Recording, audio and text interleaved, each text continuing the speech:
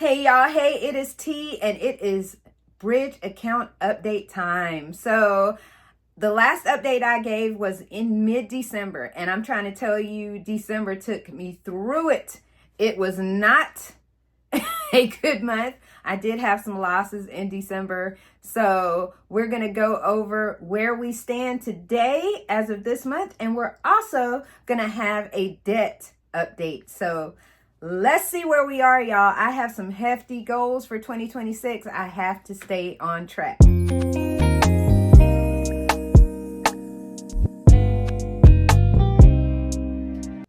Now, before I get started, I just wanted to say, if you are new here, welcome. If you are not new, welcome back. My name is T, and I talk about a little bit of everything up here, but I do focus heavily on finance and finance-related topics.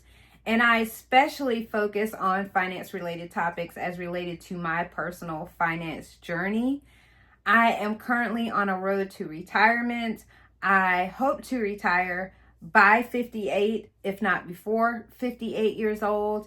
And to do that, I needed to do quite a few things. Of course, I had to save for retirement.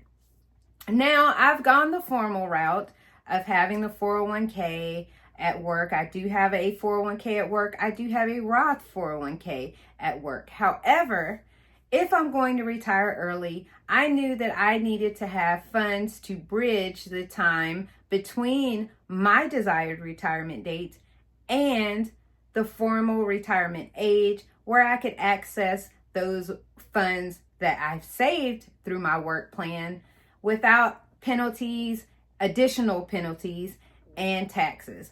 So that is where I'm at right now. And that is what a bridge account is. A bridge account is an account that you will utilize to bridge that gap so that you have money that you can use until you can touch those retirement funds that are, say, in a 401k, where you would be penalized for early withdrawal. So two accounts that I have a Roth IRA and I have a brokerage account. Both of them were started last year, although I started saving in the brokerage account earlier than that. I just wasn't committed to saving in it. I was honestly trying to figure out how to learn the stock market at that time. So now I'm more familiar and a little bit more comfortable. So I've tried to kind of up that, and I plan to use that account as one of my bridges. I also want to talk about my debt, because debt goes hand in hand with retirement. Regardless of what people may think, the less debt that you have in retirement, the better, because that's more of your money that you've saved that you can utilize only on your living expenses and to enjoy your life. And I don't know about you, but I want to enjoy my life in retirement. And I also want to do it without the burden of that additional debt and bills. So let's get into this update. This is going to be for January 16th of 2026. I'm going to also kind of give where I was in December of 2025, and then we'll go into the debt. But let's start first with this Roth IRA. So guys, as you can see here, I have my Roth in a Vanguard Target Retirement 2040 fund. Now, I'm not saying that's where you should put your money. I'm saying that's where mine is.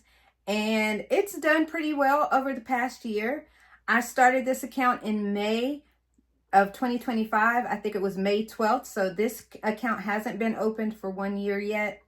And I did max that out in 2025 by placing $7,000 in it. At this point in time, my $150 a month recurring deposit has been placed in there.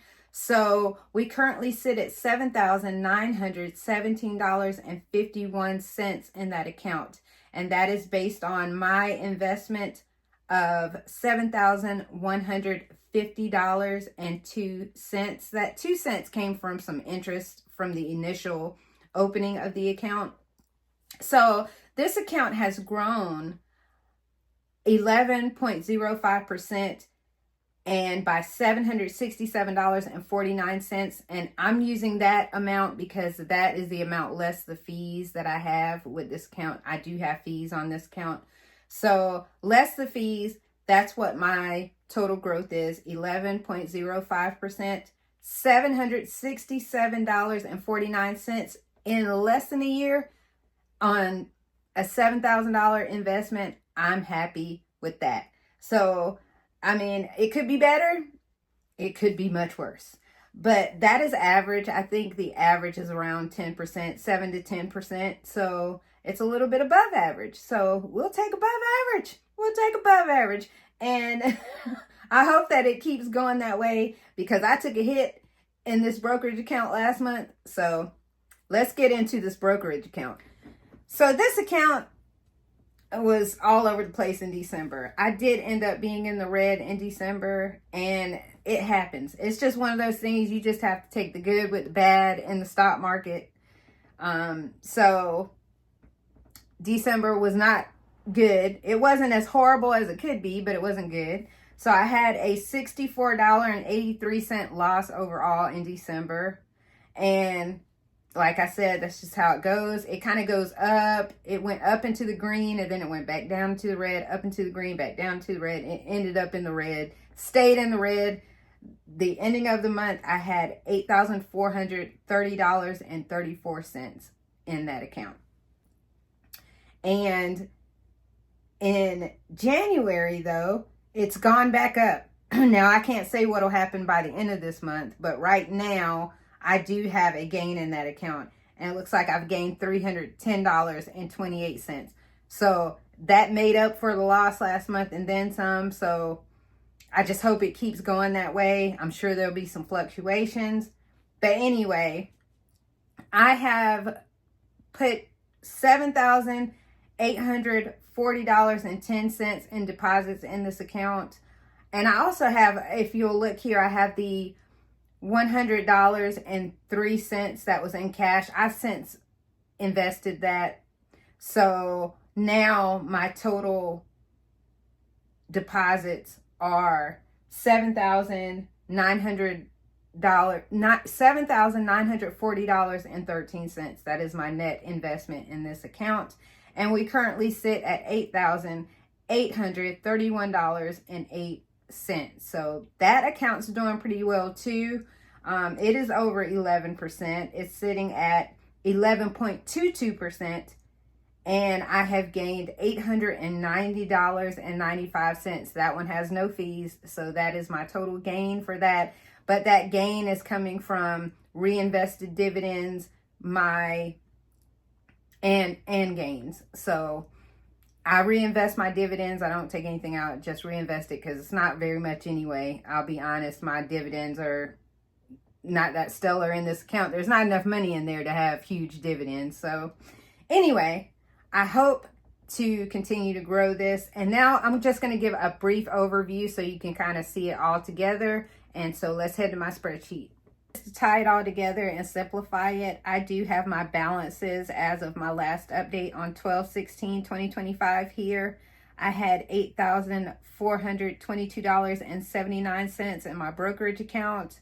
I currently sit at $8,831.08.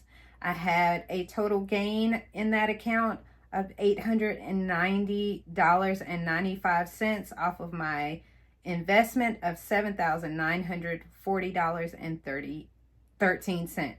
And I do deposit $150 per month in this account, and any credit card cashback rewards that I may receive.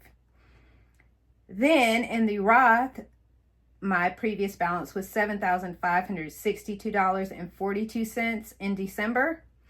I currently have $7,150.02 invested. I have gained $790.33. I do have $22.84 in fees that have been taken out and offset by interest. I think I had some cents in interest that were taken out. And currently we sit at $7,917.51. I also deposit $150 per month in this account, but I do a bulk deposit during the year, 1 or 2, to try to max it out if I can. And so my total deposits in these accounts is $15,090.15, and I have gained $1,658.44, mind you, in less than 1 year. And so my total in these accounts is $16,748.59. Now, you know my 2026 goal is to get that total to $25,000 for both of these accounts. So I am $8,251.41 away from my goal. I don't know if I will make it, but I'm going to try my best. So we shall see how this all turns out, y'all. But that is where we are. All right, y'all, let's get into this debt now. So in December, we closed out that month with $69,987.36 remaining on the mortgage. Now, I had $33,927.33 remaining on my car loan. Remember, I got my car loan in basically November 1st.